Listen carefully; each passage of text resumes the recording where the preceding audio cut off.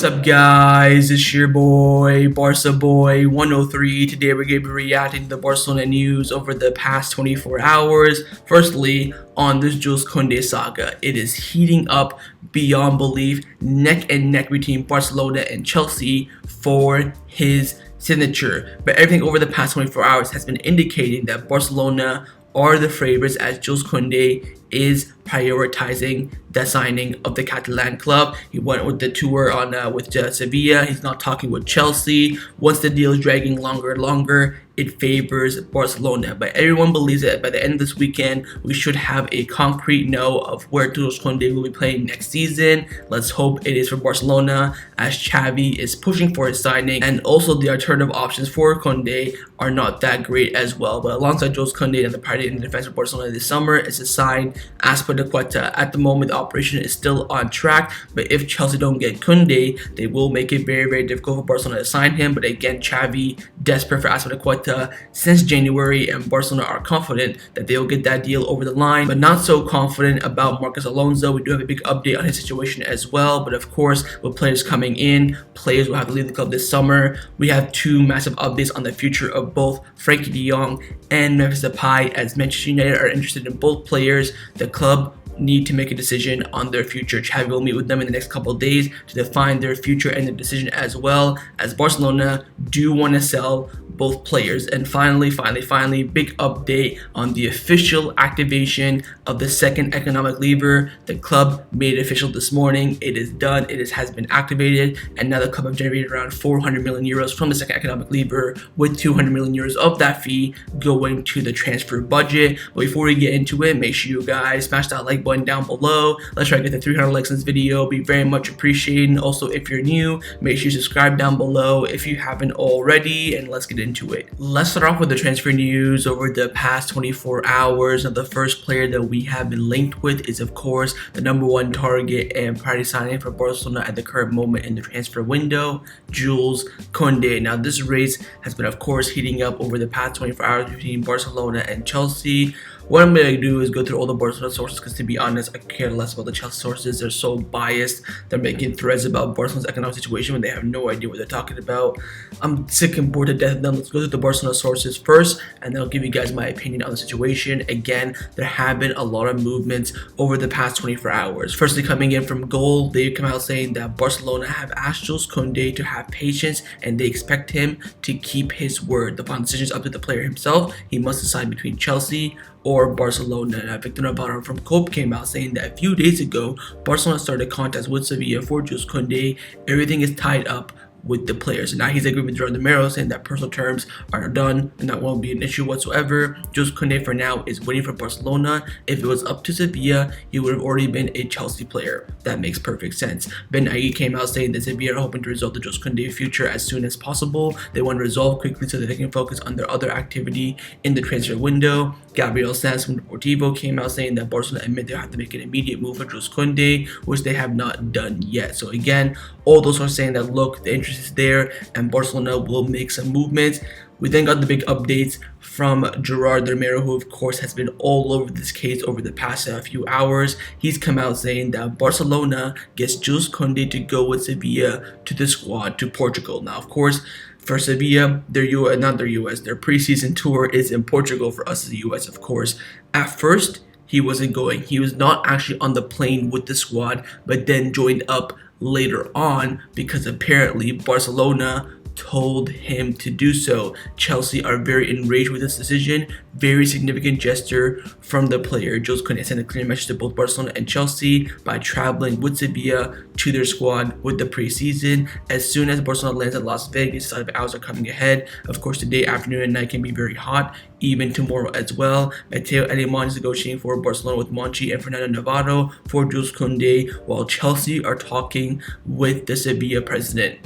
Let me know down in the comments below, what do you think is better, to negotiate with the actual sporting director in Moncho and Fernando Navarro, or negotiating with the president? So from our point of view, what's better, negotiating with Mateo Alemán and Jordi Cruyff, or with Joan Laporta himself? I think it's, both ways can be advantages and disadvantages, but I think it's also a bit strange that Chelsea not even talking with the sporting director of Sevilla, but we'll wait and see on that. Jules Kounde is clear that his priority at the moment is to join Barcelona. As we all know, during this whole the people saying it's a Rafinha 2.0. Essentially, with Rafinha, it was always his decision, and the same thing here for Jules Kounde. In the end, Barcelona and Chelsea, I believe, will both end up agreeing terms with Sevilla, and then Kounde will be left with that decision. And at the moment, with him going on the tour in Portugal with Sevilla, I think he is favoring Barcelona at the moment. Kounde has been talking about Xavi Hernandez all summer. Sevilla's president is giving information that brings Kounde closer to Chelsea to all the media in order to close an agreement as soon as possible. Kounde's departure to Chelsea because that's what he wants, but Monchi is in contact with Barcelona. Now this for me is huge because of course the Chelsea press have been talking non-stop.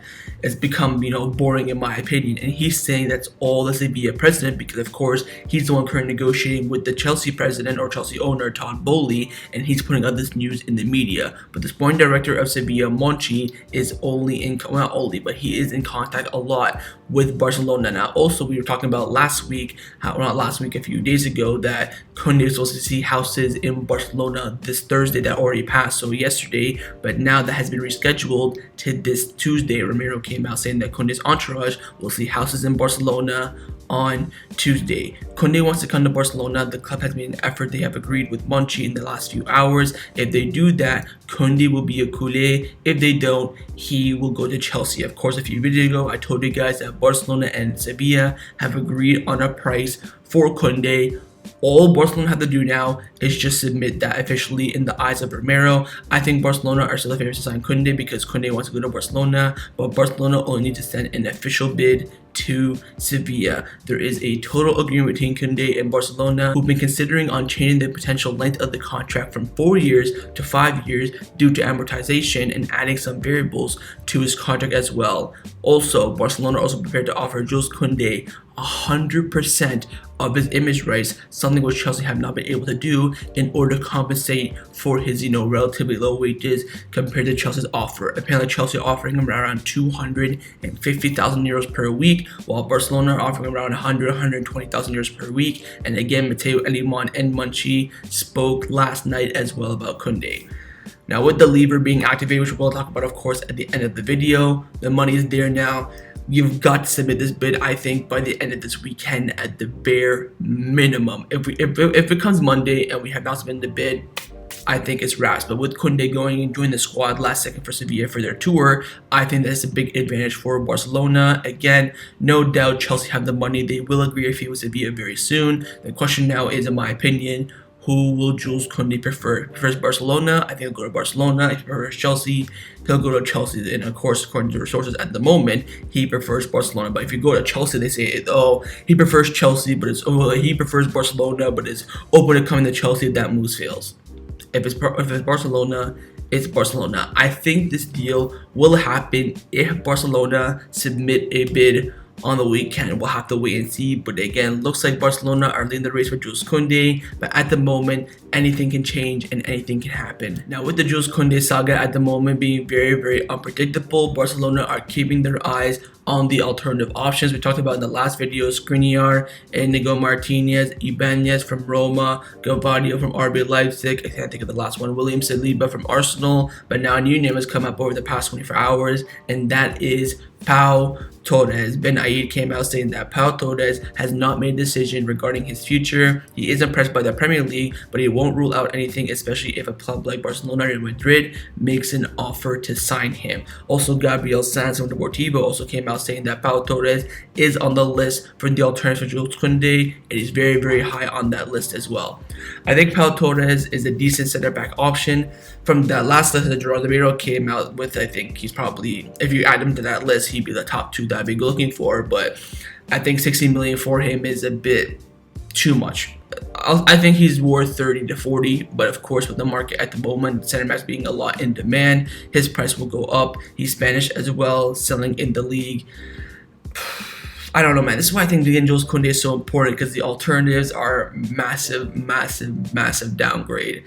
We should have got the Kounde deal done earlier. That way we would have maybe gone for De Ligt. Again, De Ligt for 70 million to Bayern Munich is such a steal, man. Oh my god. His release clause was, I believe, 150 million euros. It was either going to be active this summer or next summer. I forget. It could be next summer, but 70 million for delay was ridiculous. Anyway, so for Pau Torres, we'll wait and see. But again, it all focus on the Kounde operation. If it fails, we'll worry about it. We'll analyze the backup options. But for now, Kounde is still a top priority. But Pau Torres is on that backup list. Now, along with Jules Kounde, another priority for Barcelona this summer, of course, in defense is to sign Cesar Azpilicueta, who has been a priority for Xavi since the January transfer window. And we've been hearing over the past few days that his signing is very, very close and could even be done by the end of this weekend. But Edu Poto from Deportivo came out saying that Barcelona and Chelsea are in talks for Azpilicueta, but so far there has been no significant process, although the club hopes to close the deal very, very soon. Again, we keep on hearing Saturday, which of course is tomorrow, will be the deadline, will be the day that Azpilicueta joins the club.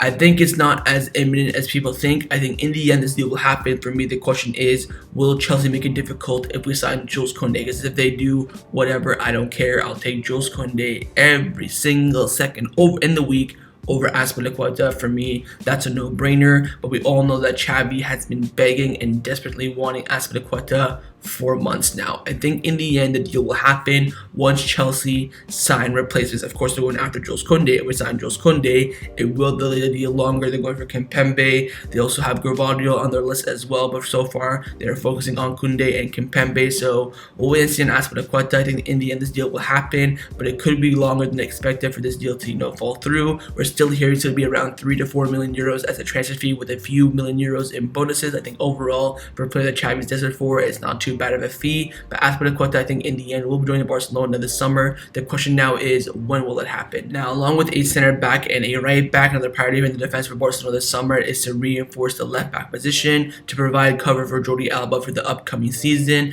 And the name that we've been hearing for months now is of course Marcos Alonso. But over the past few hours, we have been hearing there has been some doubts about his operation. And news broke from Jose Alvarez from El Chiquito TV, who has been very, very good over the past year. He's come out saying that Marcos Alonso to FC Barcelona is pretty much almost ruled out due to the demands of Chelsea that they're asking for him. And apparently they're still asking for around 13 to 15 million euros, where Barcelona only wants to pay around 7 or 8. Edu Poto from Deportivo came out saying that Marcos Alonso though is still on Barcelona's list for now.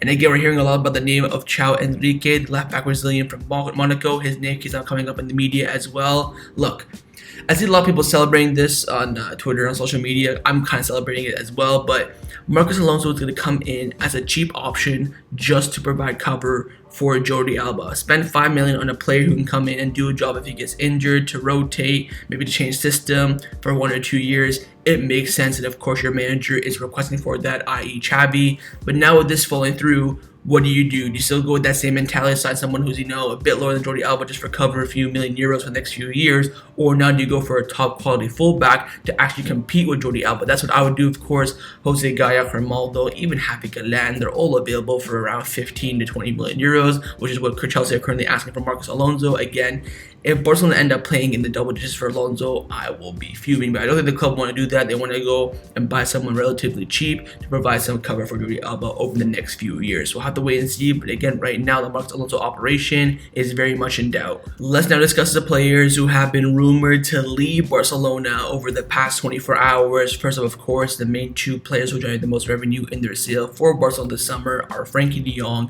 and Memphis Depay. We do have big updates on both the situations. Firstly, Frenkie de Jong. Now, Sky Sports, of course, in the UK have come out saying that Frenkie de Jong has no interest in joining Manchester United because he dislikes Manchester as a city and believes the club is run erratically. I mean, smart guy, what can I say? Victor Navarro came out saying that if Frenkie de Jong stays with his current salary conditions, he'll be earning even more money than Robert Lewandowski.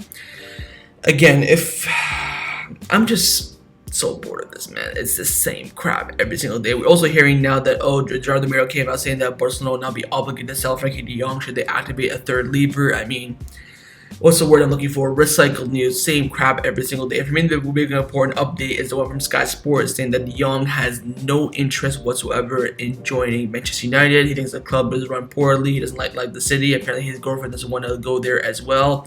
It's over the little place with Frenkie. Look, just cut your salary, man. Like, you're earning 400,000 euros per week. Lewandowski does not earn that. I mean, he's been offered the contract. I understand that.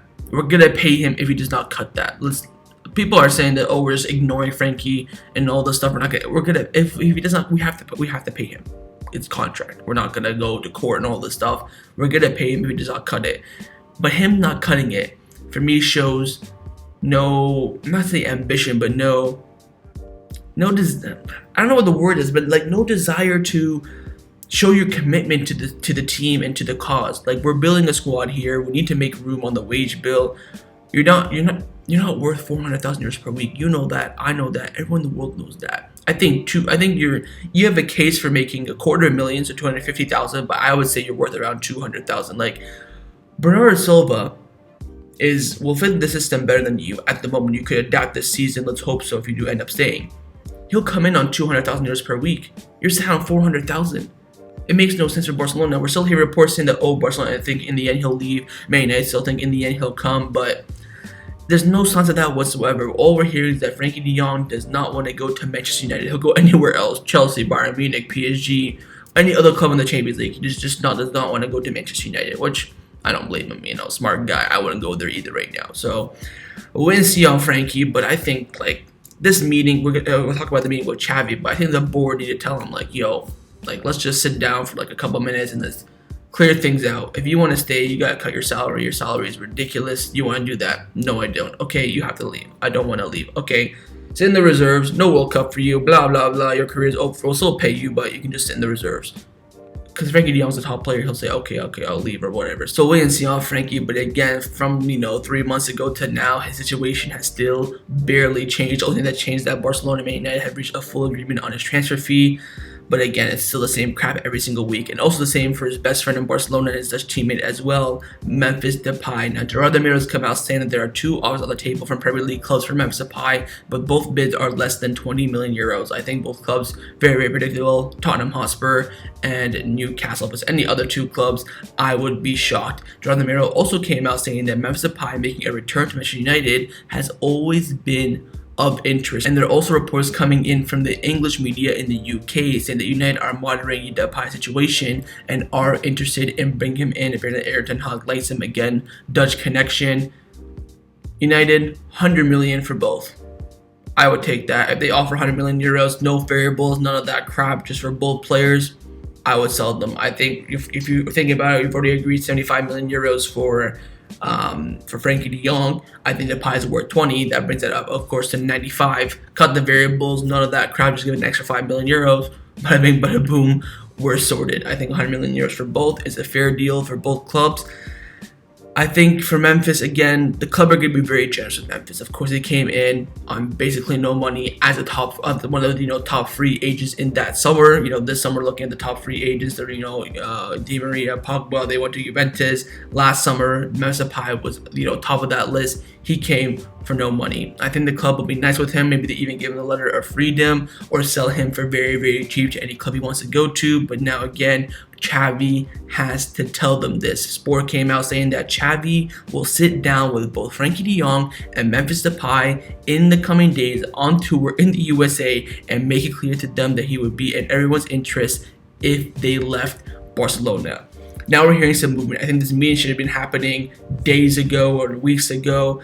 You guys sit down with both players and clarify what they want. Memphis, you want to leave? I'll leave if a top club comes in, or if you give me a letter of freedom, but other than that, I'm going to stay. Okay, thank you, Frenkie de Jong.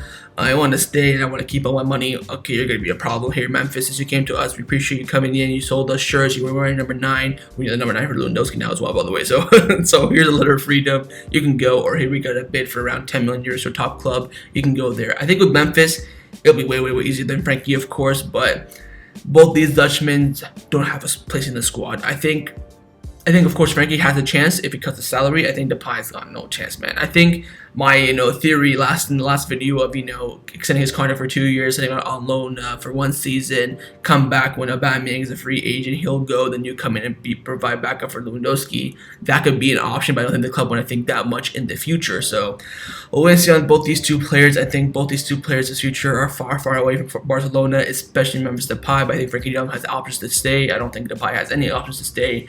But let's hope both their futures are resolved very, very soon. Now, a player who Barcelona are desperate and eyeing I mean desperate to get rid of this summer is Neto alongside those other deadwood on that list, Ricky Poch, Braithwaite, Mingueza, Umtiti, but a lot of moves over the past 24 hours around Neto. Now, Gabriel Sanz from Deportivo came out saying that as Neto has rejected the opportunity to play for Celta Vigo, the option of Napoli has opened up, although their primary targets are Keylor Navas and Kepa Arrizabalaga from Chelsea. Look, Neto has offers from a lot of clubs. The question now is, which one will he take and how will he leave Barcelona? I think right now there's been a lot of movements around Neto's departure. His, of course, agents came and met with Barcelona in Miami as well. So if they're traveling on the tour to come meet with the sporting director of Barcelona, that has some good indication as well. Keep in mind, Neto's not on the tour as well. He sat back at home right now in Barcelona with his training, personal trainer and training. So he wants to leave. The club want to get rid of him. Let's just find a solution. This has been dragging on for way too long. Again, with Umtiti, it's difficult because no club wants him. With Braithwaite, he's so stubborn, he does not want to leave. Neto will leave for the right club, and Barcelona are desperate to get rid of him. Again, 120,000 euros per week as a backup goalkeeper who never plays for Barcelona. No cup games, no Spanish Super Cup, none of that stuff. I don't know why, but he does not play. But he does have a chance to stay at the club because he does have good connections in the locker room. Again, 1 year left on his contract. Either we sell him this summer or get rid of him this summer, or he goes for free and then we end up paying him for the last year of his contract, which of course is not beneficial for Barcelona whatsoever. So wait and see on Neto. There are moves on his departure, but nothing really concrete at the moment. But a player who will be staying at Barcelona this summer, in reports of him leaving the club on a permanent deal or a loan move, is Nico Gonzalez. Mundo Deportivo came out saying that Nico wanted to leave on loan but has now decided to stay at Barcelona after having a talk with Xavi. Xavi trusts Nico and assured him that he will have a role in the team. The situation will be reconsidered in the winter market if he does not play enough. I think this is a win-win. You stay, be the cover for Busquets. If you don't play that much from September until January, we'll loan you out for the rest of the season, and then you come back and take him over if, of course, he does not renew his contract and leaves in 2023 in the summer. I've been very, very impressed with Nico in the first 2 games of preseason against Olot and against Inter Miami. I think he was fantastic. Of course, still has some stuff to work on. I think his long balls can be improved upon, but his short passes, his vision through through a bunch of players to get to a pass, I can't think of the word of that right now, but I think he does have hints of Busquets. Could he overtake him? I don't think so. Can he be a good backup for him and also overtake him in the squad? I think that can be the case. I think Nico does have the potential, but he needs minutes. For me, if we're in the season, Busquets needs rest. Oh, let's put Frenkie or Frenkie de Jong there and then play Pedri and Gavi. No. You have to play Nico. I don't want to see any of that. Same with, left back. If we're bringing in a left back like Marcos Alonso, I don't want to see, Des right back, Sergio Roberto, Des left back, Sergio Roberto right back. I don't want to see that stuff. Every player in the squad has a direct replacement, and I want to see that replacement come in. If Busquets needs rest, he's injured, suspension, Nico goes in. No Frenkie, no Frenkie de Jong, no Gavi. I want to see Nico. So again, Nico will be staying this summer for now anyways, because the situation could change. The transfer market, you never know. But currently, Nico will stay. He will be the backup for Busquets for this season and could leave in the winter market if he does not get that many game time. Let's now discuss some injury and fitness updates around the first team at Barcelona. We do have 2 injury updates on Ferran Torres and Gerard Pique coming in from the injury man himself, Javi Miguel from AES. He came out saying that Ferran Torres is already back in group training and everything indicates that he will play in the Clásico this weekend. But meanwhile, for Gerard Pique, his recovery is going slower than expected and he may miss the Clásico. Of course, we've been hearing about Pique over the past few days, saying that, he'll get the medical green light, he'll be in that at least on the bench for the Clásico, could come on for the last 20 minutes, he definitely won't start. But now we're hearing he may not even be on the bench. But again, for Ferran Torres, positive news. He'll be on the bench, probably won't start, and he will also wear his new number 11 as well. So again, Ferran Torres fully fit, ready to go, should get the green light this weekend, but Pique still a massive doubt. Now, the final topic that I want to discuss before I end off this video is give you guys some updates surrounding Barcelona over the past 24 hours. Mainly, the biggest news, in my opinion, surrounding Barcelona over the past 24 hours, the activation of the second economic lever is now official. The club released an official statement saying that they're going to reach between Barcelona and 6th Street with a sale of 50% of the television rights for the next 25 years. So overall, 25% of the TV rights for 25 years to 6th Street, and now the second economic lever is officially done, which of course will give money to Barcelona for their transfer budget. But in the official statement, the club did not release how much money they got from the sale of 50% for the television right. They could release that later on, I'm not quite too sure, but as I'm recording this video, nothing official from the club, but of course reports are coming out from the journalist. Sport came out saying the second economic lever activation will give around 400 million euros in capital gain for of course 50% of the TV rights. This will bring an end to the FFP restriction and the 3-run rule, but to register new signings, Barcelona still need around 100 million euros through exits or a third lever. Written Devara from Cope came out saying that Barcelona can invest a total of around 200 million euros in transfers following the activation of the second economic lever. So we're hearing around 400 million euros. I think Juan Marti came out saying it's 330, so around 300, 400 million euros. It's somewhere around there. But here's the big part. Two things. Firstly, transfer budget, 200 million euros. Keep in mind, we already spent around 100 on Lewandowski and Rafinha. 100 million euros left, 60 for Kounde, and then 40 extra for hopefully the two fullbacks. We shouldn't need to use all of it. Secondly, FFP. We're now in the 1-run rule. Thank God for that. So we sell Frenkie, we can spend every single penny on new players. From before, we could only spend 1-3 ratios. We can only spend around 33% of that. Now we can spend all of it. Thank God for that. And also, one more big thing. We're still hearing a lot of mixed reports about the registration of the players. We're all hearing that, oh, second lever is enough. Oh, third lever, we need to sell players, this and that. Let the board cook. Matteo Aleman, Jordi Cruyff, Rafael Uste, Joan Laporta know what they're doing. If they activate third lever, that means they need it. If they don't, that means we don't need it. I personally believe we'll have no problems registering players with the second economic lever now being activated. I think 200 million euros. You spent already 100 on Lewandowski, Rafinha, 60 on Kounde, another 20 on, not 20, maybe another 10 hopefully on Azpilicueta and Alonso. If you get Bernardo, you use all that money that you get from Frenkie de Jong sale, you'll have at least, I would say, 30 to 40 million euros left. And also, if you sell Frenkie de Jong, that'll give a big space in the wage cap, also with Memphis Depay as well. And then you can use that 40 million euros to, of course, terminate contracts like, for Braithwaite, Titi, Neto, whoever it may be, Merlin Piange as well, if he does not, of course, fit in Xavi's plan. So money is going to be useful for us. I think right now the big question is this second lever enough to register players and also sign new players? I personally believe it is. If the board need more money, they will activate another lever. But for now, second one is official. It's already done. Full agreement has been reached with 6th Street. The official announcement came out this morning. But again, the actual fee is still unknown. So that was my reaction to the Barcelona news over the past 24 hours. Hope you guys enjoyed this video. If you did, make sure to leave a like. And of course, leave me your thoughts down below in the comments